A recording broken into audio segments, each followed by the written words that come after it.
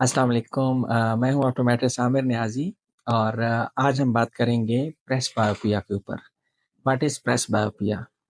Basically age गुज़रने के साथ-साथ जो नेचुरल लेंस है अल्लाह ताला ने जो हमारी आँख में रखा हुआ है, उसकी फ्लेक्सिबिलिटी जो है, फ़ोकसिंग की जो एबिलिटी है वो कम होना शुरू हो जाती है और नियरली 40s में जाके 40 साल की उम्र में जाके हमें नज़दीक के लिए स्पेशल फ़ोकस करने के लिए ग्लासेस की ज़रूरत पड़ती है, जिसको आप नज़दीकी ऐनक भी कहते हैं।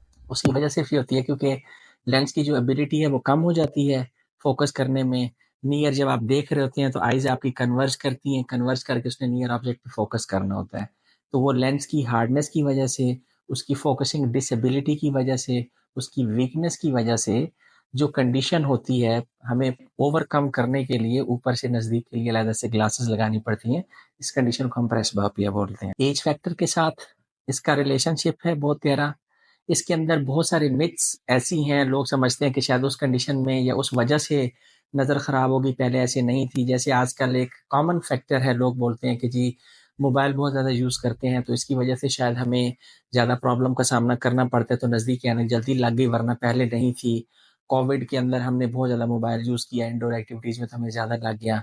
या कई लोग बोलते हैं कि जी आप डिम लाइट में हम ज़्यादा काम करते हैं, तो उसकी वजह से आईसाइट वीक हो जाती है। इनका नज़दीकी नज़र के साथ कुछ लेना-देना नहीं होता, प्योरली एक एजिंग फैक्टर है। लेंस की हार्डनेस के साथ इसका ताल्लुक है। किसी भी ऐसे फैक्टर के साथ आपकी डिस्टेंस की आईसाइट तो वीक हो सकती है, या वीक है तो उसके अंदर फटीग, स्ट्रेस और स्ट्रेन आप फ़ील कर सकते हैं।